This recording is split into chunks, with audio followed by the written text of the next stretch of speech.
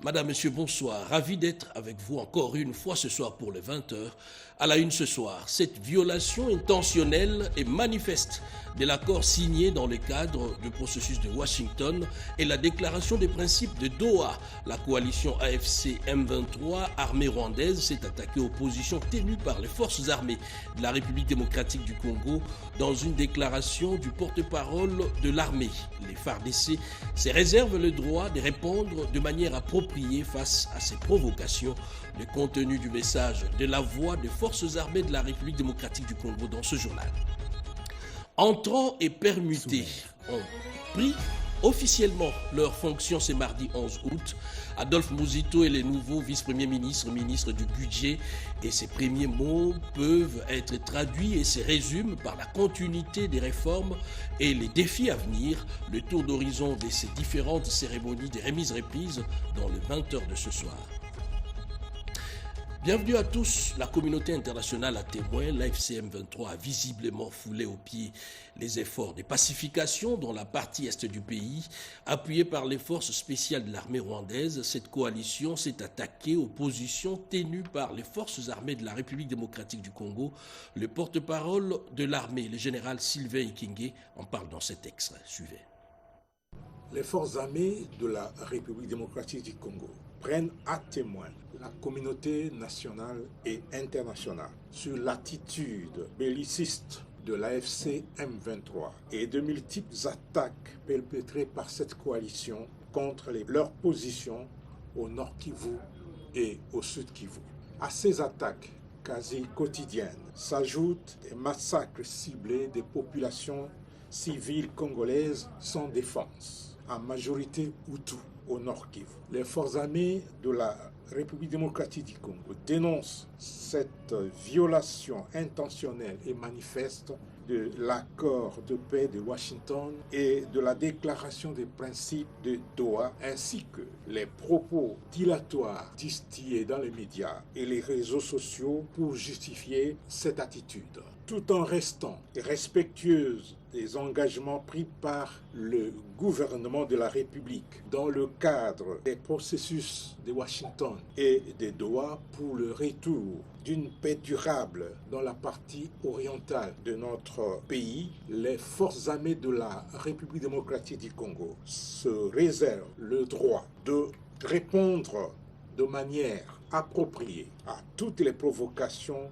de cette coalition habituée à violer les accords et la parole donnée.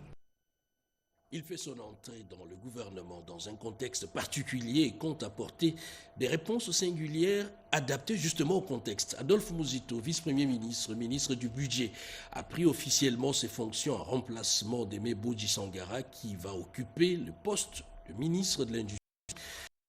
Les remises reprises en images et commentaires avec Anita Luomboa.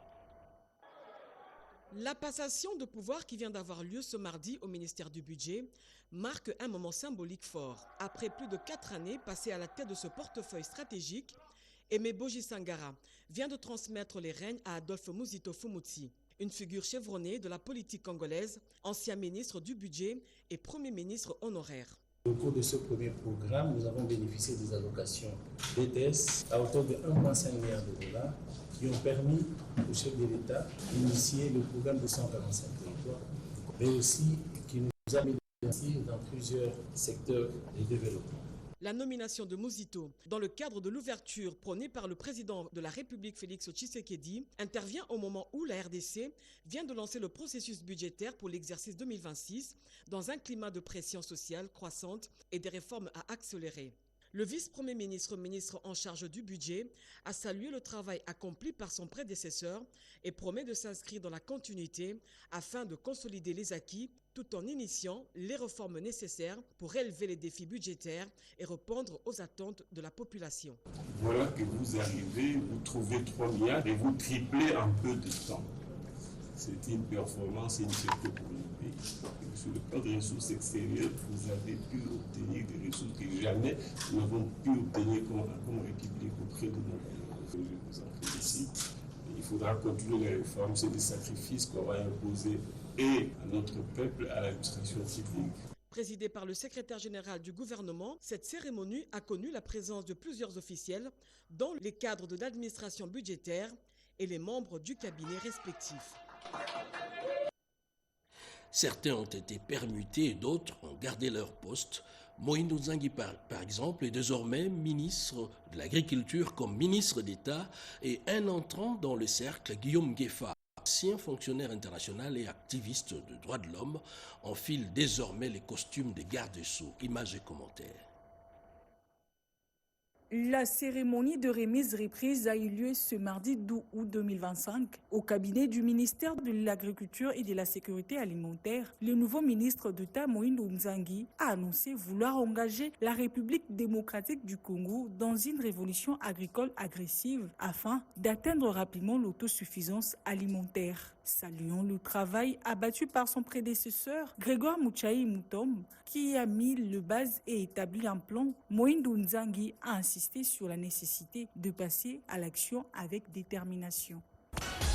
Guillaume Gueffa Atongoko, c'est le nouveau ministre de la Justice et garde de Sceaux, nommé ministre d'État au sein de la nouvelle équipe gouvernementale Suminoa 2. Ce défenseur des droits de l'homme succède à Samuel Mbemba au terme de la cérémonie de remise-reprise avec le ministre sortant. Le patron de la justice congolaise a pris officiellement ses fonctions. Il incarne espoir et promet les changements au sein de l'appareil judiciaire de la RDC. En toute humilité, il mesure déjà l'essence de cette lourde charge. Il a pris l'engagement d'accompagner le chef de l'État Félix-Antoine Tshisekedi Tshilombo sous l'impulsion de la première ministre Judith Suminwa pour redorer l'image de la justice en RDC.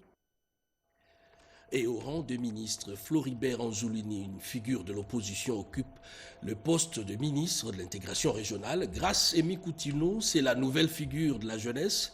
Et les tonitruants Désert Tamboué, les nouveaux ministres délégués près les ministres de la Défense.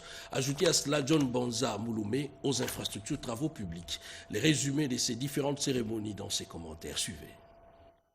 Nommés vendredi dernier par ordonnance présidentielle, les ministres entrants et sortants du gouvernement Suminoa 2 ont procédé à la remise-reprise. Au ministère des Infrastructures et Travaux Publics, Alexis Guissaro a laissé place à un nouveau venu, John Banzalunda. Ce dernier a salué le travail abattu par son prédécesseur et promet la proximité avec le terrain pour un suivi rigoureux des chantiers présents et à venir. Alexis Guissaro se chargera désormais de l'urbanisme et habitat, occasion de remercier le président de la République pour la confiance renouvelée. Les affaires foncières, elles, c'est entre deux ministres permutés que la remise-reprise a eu lieu. Onege Nsele, qui était vice-ministre des Finances, hérite la gestion des fonds d'Acacia Bandobola envoyés aux hydrocarbures. Secteur pourvoyeur de plusieurs litiges aux cours des tribunaux, la nouvelle ministre aura fort à faire avec les chefs des divisions de cadastre et les conservateurs des titres immobiliers. Une cérémonie de passage de témoins dans une ambiance bon enfant. La politique de la ville a également changé de main. Le ministre délégué à l'urbanisme, Tengue Telito, sort alors qu'Angèle Bangasayogo fait son entrée. Les trois initiatives présidentielles, comme des villes vertes et connectées, continueront à dicter les politiques par ici. Tengue Telito a posé les bases sur lesquelles Angèle Bangasayogo devra construire pour les biens des villes congolaises. Et à peine nommé, les ministres des Relations avec les Parlements, Guy Luandomboyo a déjà une idée claire de ses actions prioritaires. Ces derniers a transmis des outils clés des réformes dans son secteur à la première ministre, d'autres activités à la primature dans ses commentaires signés Chimène Dondo, Job Patrick Kokou sur les images de Pomporumba. Transfert symbolique et solennel ce lundi à la primature. Le ministre d'État sortant à l'aménagement du territoire, Guy Luandomboyo, récemment nommé aux relations avec le Parlement, a remis à la première ministre Judith Suminwa Tuluka les outils clés d'une réforme historique. Donc j'ai amené à maman à tous les outils, dont la loi, la fameuse loi historique dans les secteurs de l'aménagement, la politique nationale d'aménagement des territoires, les guides pour permettre aux provinces d'élaborer des plans provinciaux d'aménagement du territoire, l'annuaire des ressources naturelles du sol de la RDC, tout ça c'est sous le gouvernement Sumino. Et donc elle devrait être informée intégralement de ce qu'elle a réalisé, de ce qu'elle a donné aux Congolais. Et donc, je suis très content. Confiant dans l'héritage laissé à son successeur à l'aménagement du territoire, Guy Luando a réaffirmé son engagement dans ses nouvelles fonctions. Autre chose, la chef du gouvernement, Judith Suminwa-Tuluka, a ouvert lundi le forum du génie scientifique congolais au Palais du Peuple, portant la voix du président de la République, Félix-Antoine Tshisekedi Tshilombo. Depuis 2 ans, le génie scientifique congolais étonne et inspire bien au-delà de nos frontières. Les inventions, prototypes et innovations sorties des laboratoires, des ateliers et parfois même des garages de nos compatriotes témoignent d'un potentiel qui ne demande qu'à être libéré. Il y a 1 an, lors de la clôture de la 2e édition de ce forum, j'avais réaffirmé mon soutien inébranlable à la recherche scientifique et à l'innovation technologique en annonçant des mesures concrètes pour leur ancrage au cœur de notre développement. Aujourd'hui, je suis heureux de constater que ces engagements portent déjà leurs fruits. La structure de coordination interministérielle, pilotée par le ministère en charge de la recherche scientifique et de l'innovation technologique, a vu le jour et coordonne efficacement les efforts transversaux des divers secteurs de la vie nationale. La première ministre a réaffirmé la priorité accordée par son gouvernement à la recherche scientifique et à l'innovation. En mission en Amérique du Sud, le vice-premier ministre, ministre de la Défense nationale, Guy Kabombo Modianvita, est arrivé au Brésil. L'objectif est de consolider la coopération militaire entre la RDC et le Brésil. Sandra Nyangitabo.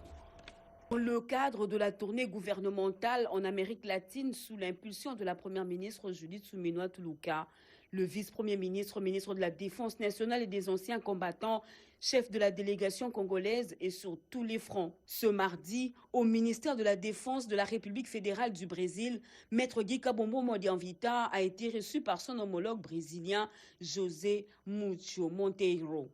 Les 2 personnalités ont eu un entretien bilatéral portant sur les opportunités de collaboration entre la RDC et le Brésil.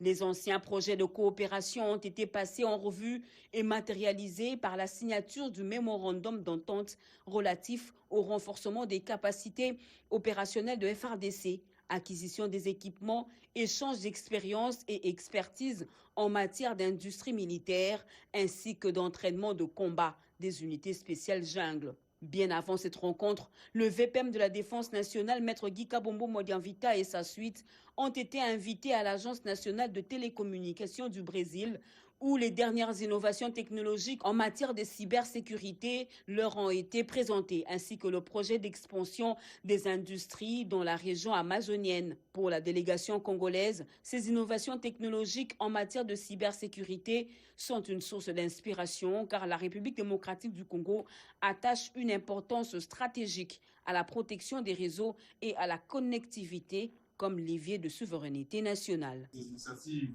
porteuses d'innovation et de résilience sont une source d'inspiration pour tous ceux, comme nous, la République démocratique du Congo. Nous attachons une importance stratégique à la protection des réseaux et à la connectivité comme levier de souveraineté nationale. Je suis convaincu que ces échanges de ce matin ouvrent des perspectives très prometteuses de la coopération et de partage d'expérience entre les 2 pays dans un domaine aussi crucial que celui des télécommunications sécurisées au sein du ministère de la Défense nationale. Et cette question, qui fait quoi et dans quel service margeant dans le budget annexe? Eh bien, le vice-premier ministre de la fonction publique, Jean-Pierre Liaou, a réuni la commission de contrôle et d'identification biométrique des agents des services émargeant justement au budget annexe. Le but est d'arriver finalement à la maîtrise des effectifs et de la masse salariale. Nadine Kilocho et Moke Maluma. Faisons suite à la note de service signée le 8 août 2025. Le vice-premier ministre, ministre en charge de la fonction publique Jean-Pierre Liaou, a présidé une séance de travail avec les membres de la commission de contrôle et d'identification biométrique des agents des services émargeant au budget annexe du pouvoir central. Ce travail-là, il sera fait en 2 étapes principales. La première va porter sur la réception des dossiers venant de tous ces services et l'analyse de ces dossiers. Et ensuite, la deuxième étape va porter sur la descente sur terrain pour le contrôle qui aura pour objectif l'identification ou la localisation du service en vue d'établir une cartographie et ensuite le contrôle qui va porter sur les effectifs. Le vice-premier ministre Jean-Pierre Liaou a donné des directives claires pour le lancement effectif de cette opération qui vise à renforcer la maîtrise des effectifs et de la masse salariale dans les services et structures à budget annexe. Cette opération va son pesant d'or. Pourquoi? Parce que nous voulons assainir. Nous devons assainir en matière de gestion du personnel et cela va nous conduire à la maîtrise des effectifs et à la masse salariale qui va avec. Nous rassurons l'autorité que le travail va bien se faire en toute rationalité et honnêteté. Parce que ce qui nous manquait surtout, c'était la volonté politique. Mais cette fois-ci, nous l'avons constaté. Cet engagement de l'autorité, et nous pensons que nous allons atteindre l'objectif de la maîtrise salariale. Cette démarche s'inscrit dans la continuité des réformes engagées en vue de moderniser l'administration publique et garantir une gestion rigoureuse, transparente et conforme aux standards de bonne gouvernance. C'était sa toute dernière activité à la tête du ministère du Budget. Aimé Boji Sangara a procédé à la clôture des conférences budgétaires exercice 2026. Rikin Zuziloya. C'est sa toute dernière tâche à accomplir au ministère du Budget. Un clap de fin pour Aimé Boji Sangara. Après plus de 4 ans à la tête de ce portefeuille stratégique, un record de longévité en RDC. Le ministre d'État quitte ses fonctions en laissant l'image d'un gestionnaire rigoureux, réformateur et soucieux de la transparence. Ce mardi 12 août, en clôturant les conférences budgétaires pour l'exercice 2026, ouvertes le 28 juillet, il a tenu un discours aux allures des passages des témoins. Près de toutes les unités budgétaires étaient présentes dans l'objectif de finaliser les prévisions et respecter les délais constitutionnels pour les dépôts du budget allégué au VPEM Adolphe Muzito. Une croissance budgétaire historique sous sa houlette. Le budget national est passé de 7,1 milliards de dollars américains en 2021 à 17,7 milliards en 2025 avec une projection à 20 milliards en 2026, soit une progression de 182% soutenue par des réformes majeures et une coopération renforcée avec le Fonds monétaire international, la Banque mondiale dont le projet encore soutient et appuie ses travaux, la BAD et l'Union européenne. Il faut noter, en partenariat avec les ministères des Finances, il a mobilisé 2,8 milliards de dollars américains via le FMI et sécurisé d'importants financements pour les projets structurants, dont 1 milliard pour les grands Inga.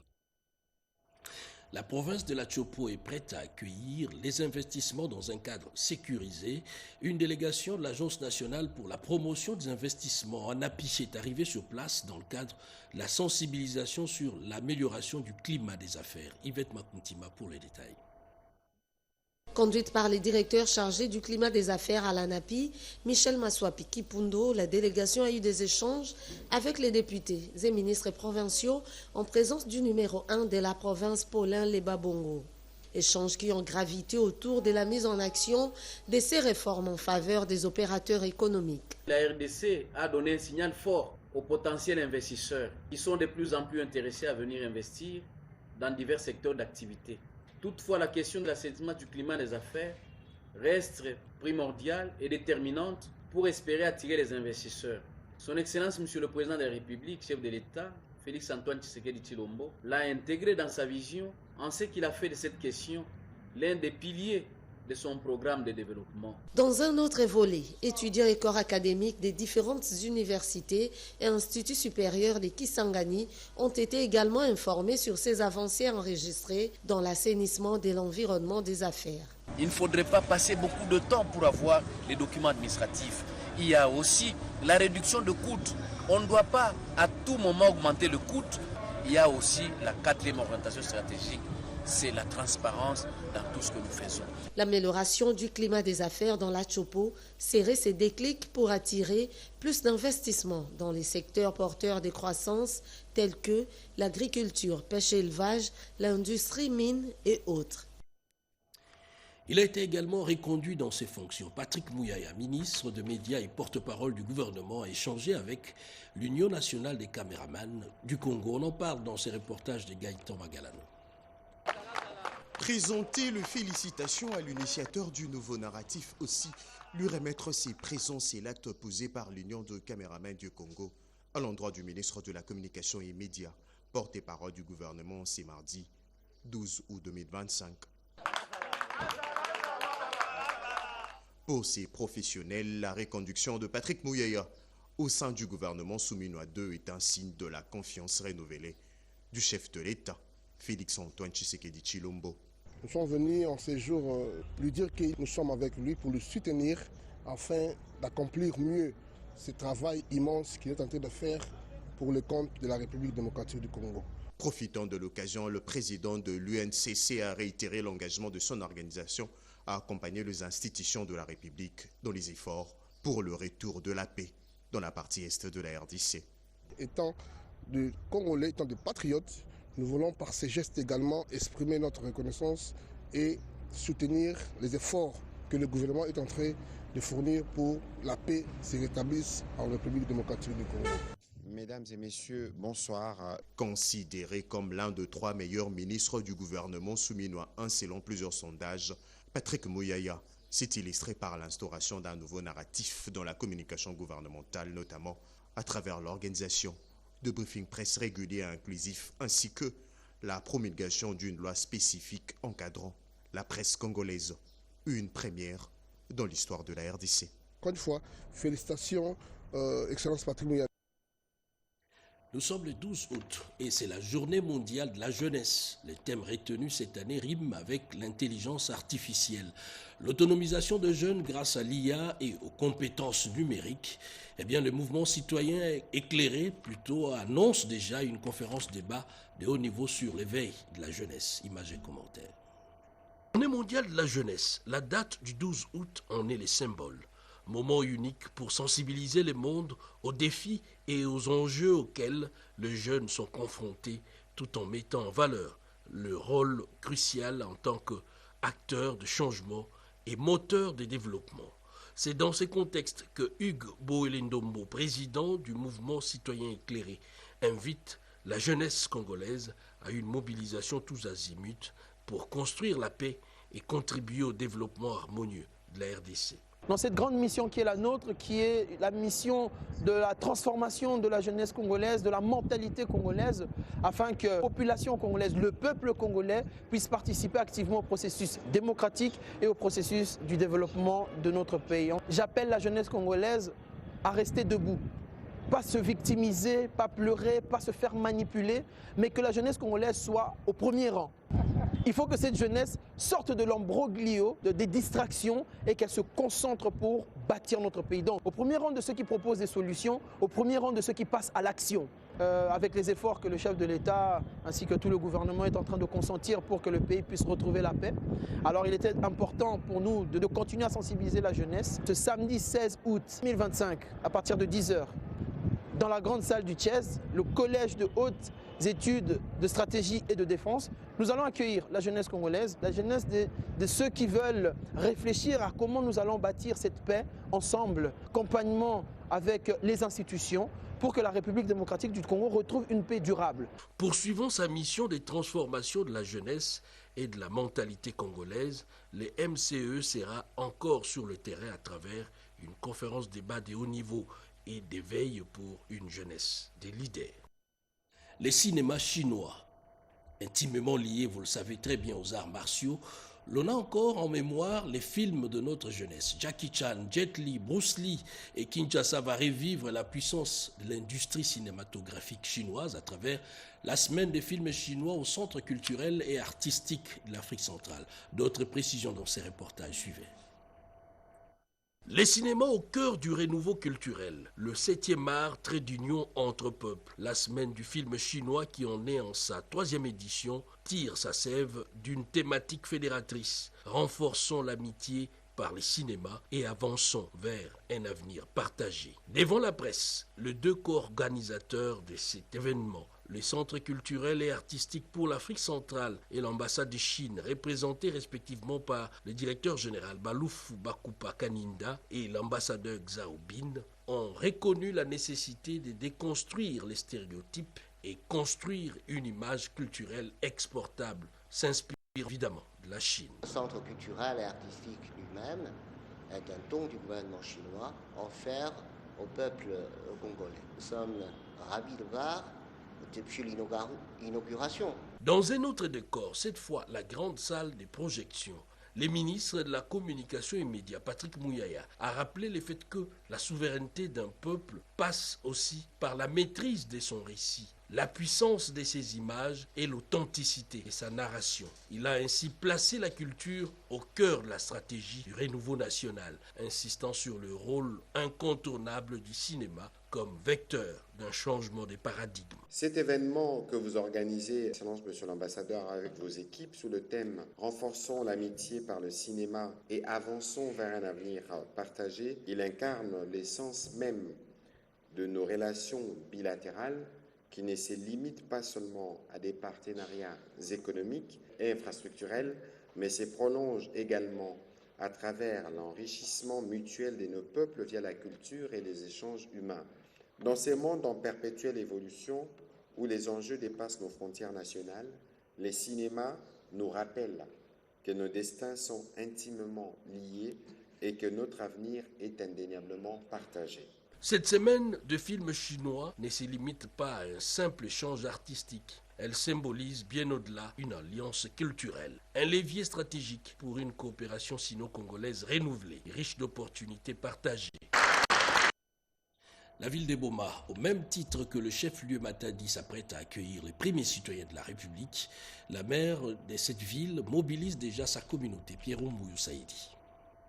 Les préparatifs d'accueil du chef de l'État à Boma vont bon train. C'est dans ce cadre que s'inscrit la série de consultations populaires, les premières du genre dans la ville depuis des listes, initiées du lundi 4 au vendredi 8 août 2025 par le maire à l'intérim de Boma à l'esplanade de l'ancienne résidence des gouverneurs généraux de l'État indépendant du Congo, située en face du bâtiment administratif de l'hôtel de ville de Boma, et c'est sous le thème « Unité des Bomatraciens pour un objectif commun ». Maître Claudel Lepembaki a dit en fait l'économie. C'était question pour moi d'organiser une série de rencontres pour qu'ensemble, avec tous les représentants de différentes couches vives de la population, pour pouvoir échanger sur tous les problèmes qui rongent notre ville, mais aussi il était question qu'on sorte un cahier des charges concerté. Nous allons présenter à Monsieur le Président de la République un cahier concerté, c'est-à-dire d'un côté la société civile, la notabilité, de l'autre côté nos élus ainsi que l'autorité urbaine. Je suis très satisfaite, la population a répondu favorablement à notre invitation et je vous remercie tous d'avoir accompagné cette activité qui cadre pour l'intérêt général de notre ville de Boma. Maître Claudel Lepembaki a dit, appelle ainsi donc ses administrés à une mobilisation tout azimut afin de réserver un accueil très chaleureux au chef de l'État le moment venu. C'est un démenti du secrétaire général de l'UDPS face aux informations sur les réseaux sociaux faisant état de la sous-représentation de l'UDPS au sein du gouvernement Souminois II. Augustin Kabouya était face aux militants du parti présidentiel, Alain Bikaï. Lors de cette matinée politique, le secrétaire général de l'UDPS a balayé d'un revers de main les tentatives de manipulation de la base du parti contre sa plus haute autorité de référence, le président Félix Antoine Tshisekedi Tshilombo dit Fachi. Pour contrer les manœuvres des détracteurs du chef de l'État, l'honorable Augustin Kabouya a opté pour une approche pédagogique s'appuyant sur des chiffres afin d'éclairer aussi bien la base que l'opinion publique. Fort de son expérience en tant qu'informateur, il est revenu sur les principes ayant guidé le partage des responsabilités au sein du gouvernement souminois. Selon lui, l'UDPS détient 7 portefeuilles ministériels, sans compter la répartition en mosaïque. Parmi ceux-ci figurent notamment le vice-primature de l'Intérieur, de la Défense et de la Fonction publique, ainsi que les ministères de l'ESU, des Finances et de l'Urbanisme et Habitat, pour ne citer que ceux-là. Tous ces postes, a-t-il rappelé, sont occupés par des cadres du parti, bien connus à la base. À cet effet, le numéro 1 de l'UDPS a exhorté les militants à faire preuve de discipline, de loyauté envers Félix Antoine Tshisekedi Tshilombo, qui n'a cessé de servir sa famille politique, afin de ne pas tomber dans les pièges de pécheurs à nos troubles. Dans le même élan, Augustin Kabouya a dénoncé les comportements de certains cadres frondeurs qui cherchent à dresser les combattants contre le président de la République sous prétexte d'une sous-représentation de l'UDPS au sein du gouvernement Souminois II, alors qu'ils poursuivent en réalité des ambitions personnelles. En véritable chef de file, le président intérimaire de l'UDPS a réitéré son appel à l'unité et à la cohésion au sein du parti. Le plaisir a été pour moi d'être avec vous ce soir. C'est la fin du 20h. Merci de l'avoir suivi, singulièrement depuis la ville de Kikwit, dans le Kwilu. 23h, Robert Ndaï, 7h au réveil, Serge Merlin Mata. Et demain à 20h, Anita Louambois. Bonsoir chez vous.